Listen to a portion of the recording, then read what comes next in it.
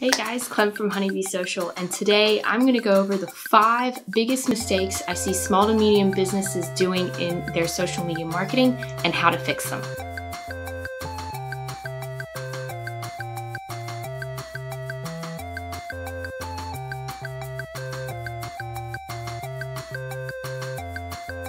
So first of all, kudos to absolutely everybody who is working really hard on their small to medium business marketing during this uncertain time. I understand that it is very difficult. People are stuck at home right now during COVID-19, and it's giving a lot of people an opportunity to start thinking about their little side business ideas or budding business ideas as well. When it comes to social media marketing as well, it's giving a lot of people some time to relook at their strategy, start posting a little bit more often if they can, in order to keep their customer base alive and also to capture some of those customers that their competitors are actually leaving behind because they have eliminated their marketing budgets or they have just stopped marketing altogether. In saying that, I have noticed that there's a lot of really small mistakes or easily made mistakes that people are doing when it comes to creating their posts and sending out their message that are easy to fix, but they're happening so often that they're just simply not getting their story out there. So today, I'm going to go over the 5 biggest ones that I see and how easy you can prevent them from happening. So first one is not adding comments onto posts. Now, what I mean by that is just like this example here that I've got, where you have put out say a URL address to your website or to a news article you think that's really good that you wanted to put out to your followers on, say, like LinkedIn, for example, but you haven't put any commentary on the post itself. Now, why is that a big mistake? It's wasted space. You have thought that this article or this link is so important to you and it's important enough to put it out to your followers and to your audience, yet you haven't told them why. Yes, it's great that you have this amazing piece of creative or you've got a really great news article that has to do with your area of specialty that you want to put on, say, your LinkedIn profile or even your Facebook page. But if you don't put any commentary on there, why are people going to even want to read it? What are you saying to your audience that you don't have enough time to write a little bit of comment about why you think this article or this piece of creative matters so much to them or to your followers or to your customers? It takes you about 2 minutes to create a post on any of the social media channels. Why not take an extra 30 seconds to write 2 or 3 sentences? So that's the really good thing about comments, is that you are showing your area of specialties and your area of expertise, and you're able to express a little bit about your opinion about that given article or that piece of creative. Even if you're just going and saying, hey, I've got this new product, or, or visit my website, I'm having a sale, or, which color do you prefer, red or blue, that kind of thing.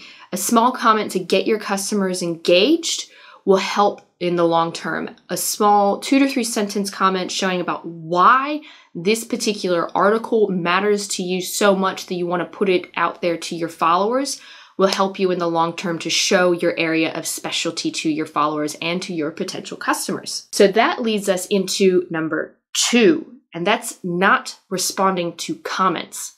Now, if you put a really great post out there and you have asked a question to your customers and to your potential clients, to your followers, and some of them are answering back, they are engaging with you. They want to keep that conversation going. They want to answer, and they have taken the time out of their day to read your question and to provide you an answer. If you don't comment back, in a way, you're also showing them that you don't really care about what their opinion is, or you don't really care about their feedback. If you comment back as well, you keep that conversation going, and the social media algorithms will love your post even more, sending it out to more and more followers and potential customers and clients. So you always want to comment back, even if it's just, that's great to hear such and such. One way to continue that conversation is to finish off your comment with a question. Ask them further. Just like if you were in person and you were speaking to them face to face, to keep that conversation going, you would probably ask a question. Why not do that on your comments as well when you're commenting back to somebody who has engaged with your post? Number 3, Now, this one might seem a bit small or a little bit pedantic as well, but spelling and grammar. There's no place in a professional looking brand to have you, Y-O-U, spelled as you, or to have really grammatical errors, you know, here and there. Now, we're all human. I myself have done it before on my own blogs and website and posts as well. I completely agree that, you know, sometimes occasionally that'll happen, but if your post is riddled with errors, you're going to show yourself not as a professional brand, but someone who doesn't have time to look over the small details. Now, to a customer, especially when it's a particular service that you're providing where an attention to detail is critical, that might actually be the one thing that keeps that potential customer from becoming a paying customer for you. Now, if you don't have time to check your spelling or grammar, there are really great little apps that you can use or plugins that you can put onto your desktop and what have you, such as Grammarly is a really good one, where, you know, it'll automatically let you know if a sentence is really long or if you're using the improper tense for a particular verb or what have you. So take the time. If you're taking the time to write out a really good piece of content, take the time to read over it.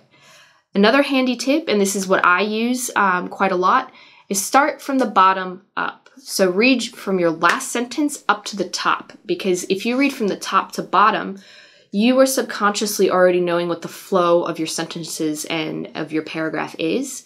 And so what's going to happen is that you're just going to glaze over any possible errors. But if you read backwards, you're forcing your brain to really concentrate on the particular sentence you're focusing on. And then the little grammatical errors or spelling mistakes will pop out a lot easier. Number 4, doing ads and not having content to back them up. Now, this is a big one with people that are starting out their businesses and they really want to be successful. Everybody wants to be successful. They need that clientele in order to really get the business going. That's great. You can do ads to create awareness, but the thing is that if someone clicks on your ad, the chances of them also clicking on your page to see what you're up to is another big thing. What your ad is doing is sending out a message. You are telling your potential customer, please trust me. What they want to know is why they should trust you.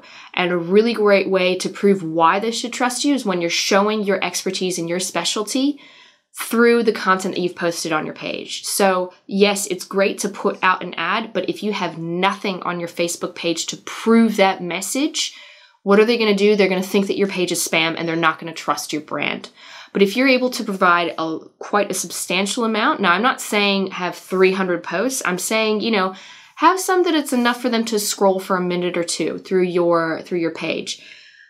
If you have enough content there to show that you really know your stuff, but you are still starting out as well, that doesn't mean that they're not going to trust you, but they're going to see that you are putting in the effort to provide them your story and to show that you know your area of expertise as well.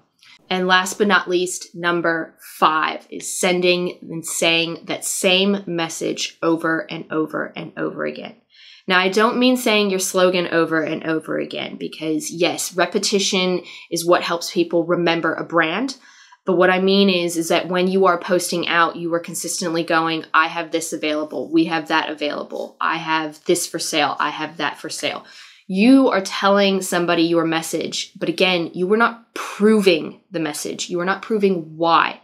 So that's where your story, your marketing, telling your story comes into play. If you are saying, I am the best possible option for this given product or best possible option for this given service, show it by telling your story. You know, show the area of expertise by showing how-to videos or big projects that you've been involved with and the solution that you were able to provide a really tricky problem. That kind of stuff will create a lot more trust than you consistently forcing yourself in front of somebody going, I have this product available. That's all the time I have for now. If you have any questions or you just want to connect, feel free to check out my socials or even shoot me an email, and hopefully we'll be in touch soon. Have questions or need more information?